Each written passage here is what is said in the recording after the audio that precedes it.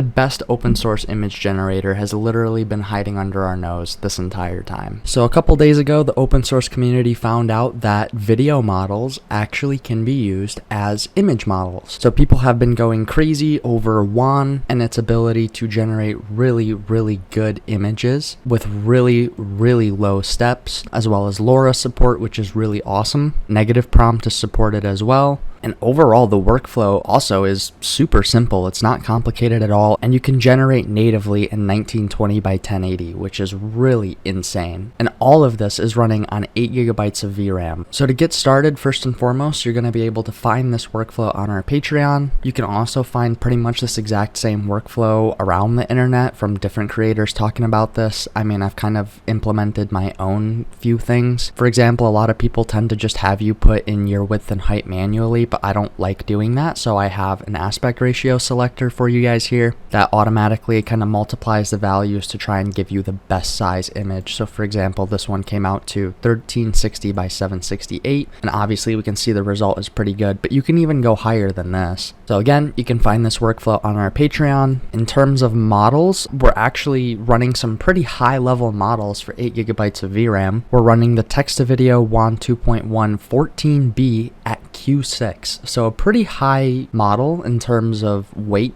and storage space as well. So obviously if you don't have that much storage, or you only have like 6 gigabytes of VRAM, maybe go down to like Q4. From what I've seen in terms of testing, a lot of people have said that they've seen great results kind of with all of the Wan models, but there's obviously going to be some quality loss the lower that you go, but a lot of people have said that it's pretty minimal. But again, this is a 3060 Ti with 8 gigs, so you can probably comfortably go Q6 if you have at least 8 gigs. Then we have the UMT5 XXL encoder, which if you've been around for a long time, you probably already have this. Again, this is also pretty high level at Q5. You could probably even go up here. So kind of up to you to mess with the quantization levels, but generally whatever combo you use, you're going to get pretty good results. And then obviously, last but not least, the Wan 2.1 VAE, and I'll make sure that all of these are linked in the Patreon documentation as well. And then as well, we have the CauseVid LoRa, which is kind of like video generation's Tcache, at least for Wan, in the sense that it's mostly there to help speed up your generation. You can also kind of think about it like the Flux Turbo LoRa. But then other than that, it's pretty straightforward. You don't need to touch any of this. The one thing I will say that you can probably mess with is your steps. CFG, make sure you leave it to 1. I haven't tested samplers or schedulers, but I imagine that there are already people who have tested this with the actual video capability of this model, and I imagine that those results will probably translate into image. So if I find any documentation on the best samplers and schedulers to use, I will also make sure that that is in the Patreon documentation. But yeah, we can take a quick look. A pretty simple prompt here too, not very detailed. A high definition close-up photograph of a stunning female supermodel with unique facial structure, glossy lipstick and makeup, caught in golden hour sunlight, looking directly at the camera with her slightly parted lips. So in terms of prompt coherence, pretty good. I mean, brunette, definitely high definition close-up. I think the lips are a bit more parted than what I was intending, but again, with a little bit more prompt guidance, I think that's something that can be fixed, and we'll obviously do some more testing here too. We can try another prompt here. A Renaissance portrait photograph of a frog as a knight wearing metal armor. Medieval portrait photograph of a knight standing in dim light with an aspirational tone. We can also go ahead and set this to 9 by 16 and we will send that one off. Dude, that is stupid crazy. And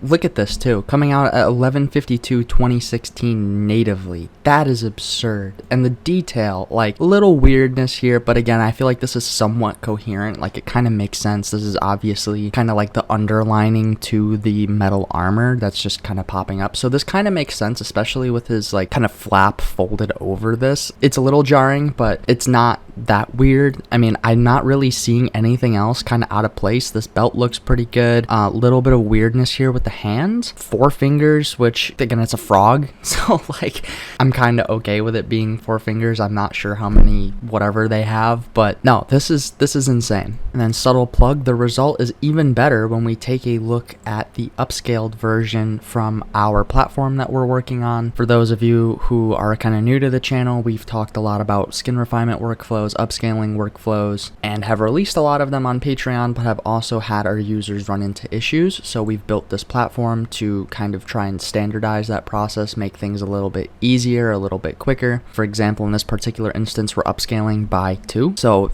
to 2304 by 4032, and the result is pretty fantastic once you upscale as well, and really insane that we're getting this type of result natively on 8 gigabytes of VRAM. That is just stupid. All right, let's try something a little bit more influencer realism style. An iPhone photograph of a young blonde woman with white shorts standing in front of the Eiffel Tower in Paris, posing joyfully and playfully. Influencer style photograph, subtle grain and lens flares.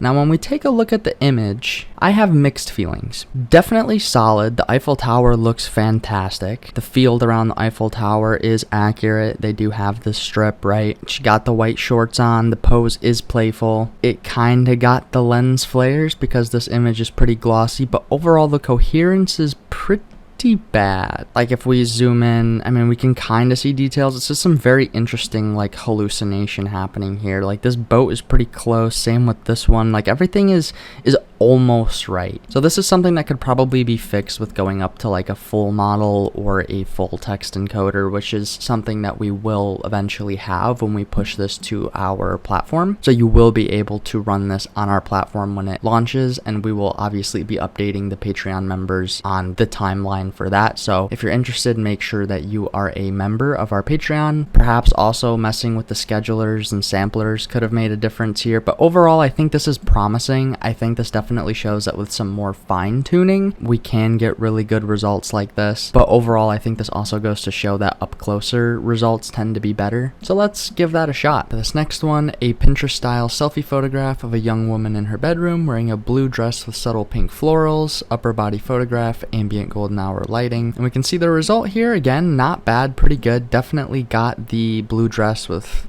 kind of pink florals. Again, a little incoherent on the florals, but I think it works. And one thing to keep in mind too is, like, aside from detail, it's also the facial structure of the person and kind of the faces that are being generated with this model. Generally, if you're going the default route like I am with just the base Wan 2.1 model, you'll kind of run into this issue, so to speak. Kind of depends on how you look at it, I guess, because I know Flux has a LoRa called Same Face Fix that aims to actually give you different faces every time you generate, whereas the opposite problem seems to kind of be happening here. Like, these faces almost feel a little too weird. So to actually address that issue, one thing you can do is switch to the WanFusionX model. Again, in this particular case, we're going with the Q6. Will be linked in the Patreon guide. Then what we'll also do is enable the LightX to video LoRa and disable our CauseVid. Reason being that they kind of tend to collide, I've noticed in my testing. We'll drop down the LightX LoRa to around 0.5. Then we'll also drop down our steps, and if we rerun the process, we can see we get something like this. So again, super high quality, super good. I do still think, obviously, one thing to keep in mind is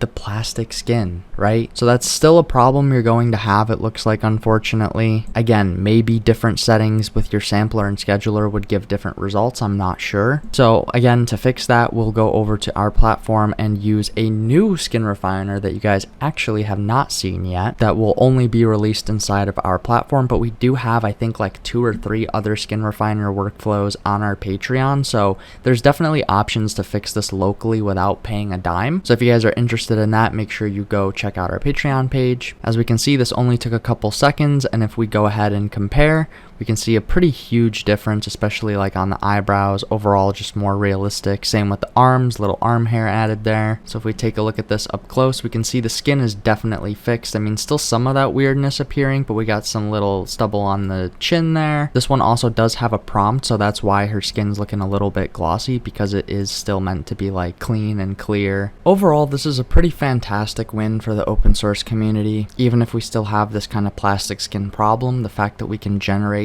at that scale is pretty huge. And again, this is a pretty new discovery, so I highly encourage you guys to do your own testing, and a lot of this is really going to come down to the parameters as well. You can see that this is kind of a different image here with the same prompt that we looked at earlier. I kind of just dropped the steps down, and we can see that this result is arguably even a little bit better. Generally, you can pretty much run this model between 3 and 10 steps, and it's really just kind of up to you to mess around with those parameters. There is also an image to image version of this workflow that we didn't discuss here, but if you're interested in that, we'll be looking to push that to the Patreon as well under the same post. It likely won't be there when you guys get to it, but if you're a member, I will definitely update in the community chat once that update has been made. So that's it, guys. Thank you so much for watching. I hope you learned something new and that this will help you out with your own AI pipelines, and I will see you guys in the next one.